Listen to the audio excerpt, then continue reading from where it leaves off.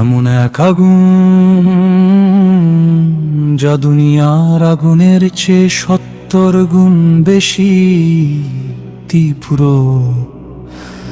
মানুষ তাতে জ্বলবে, পুড়বে যন্ত্রণায়,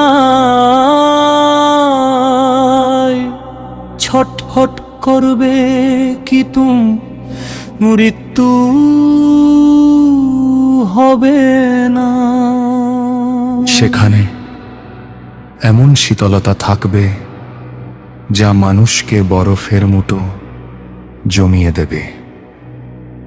খাবার হিসেবে দেওয়া হবে কাঁটাযুক্ত বিষাক্ত জাক্কুম ফল,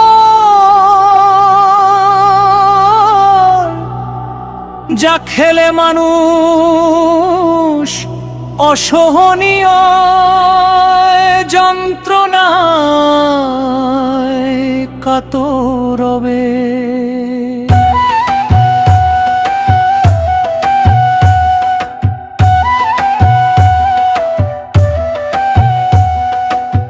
পান করার জন্য দেওয়া হবে থুতন্ত পানি, দুর্গন্ধযুক্ত রক্তর বুঝ।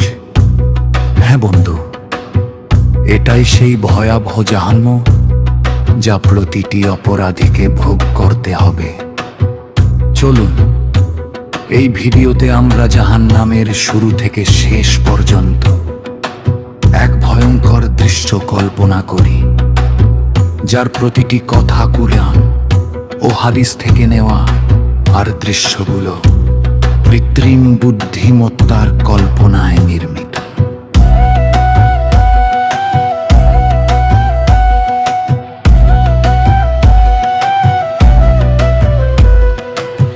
সময় ইসরাফিল দীর্ঘ নিঃশ্বাস নিলেন এবং সিংহায় ফু দিলেন। সেই ভয়ঙ্কর শব্দ ছড়িয়ে পড়ল সমগ্র মহাবিশ্বে।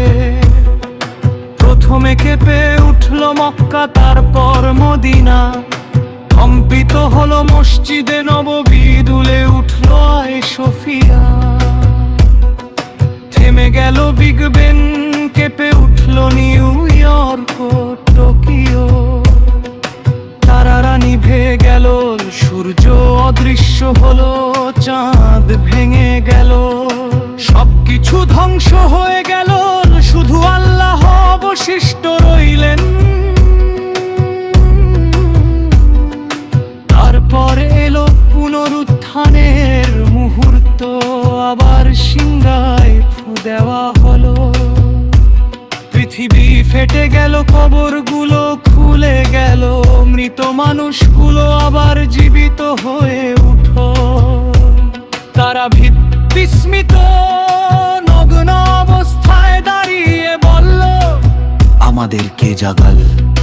তারপর তারা বুঝল এটাই সেই প্রতিশ্রুত দিন। সব মানুষকে একত্র করা হলো হাসরের ময়দানে। সূর্যকে মাথার একদম কাছে আনা হলো।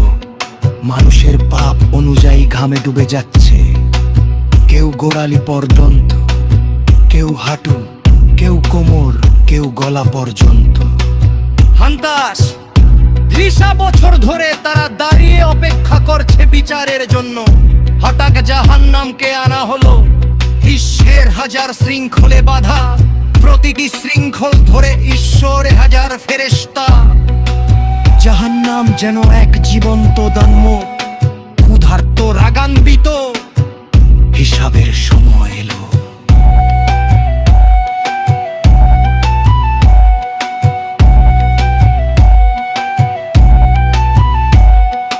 যাদের আমলনামা ডান হাতে দেওয়া হলো তারা আনন্দিত, আর যাদের বাম হাতে দেওয়া হলো তারা হতাশায় চিৎকার করতে লাগলো।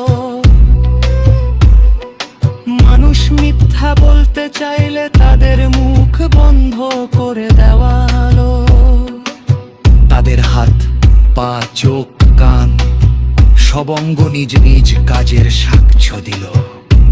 তারপর শুরু হলো বিচ্ছেদ। কেউ জান্নাতে, কেউ জাহান্নামে, জাহান্নামের উপর স্থাপিত হলো সূক্ষ্ম সেতু সিরাত। মুমিনরা সহজে পার হয়ে যাবে, আর কাফিররা পড়ে যাবে জাহান্নামে। জাহান্নামে প্রবেশের পর শুরু হবে অসীম শাস্তি, আগুন, তৃষ্ণা, কুরহা, যন্ত্রণা, যার শেষ নেই।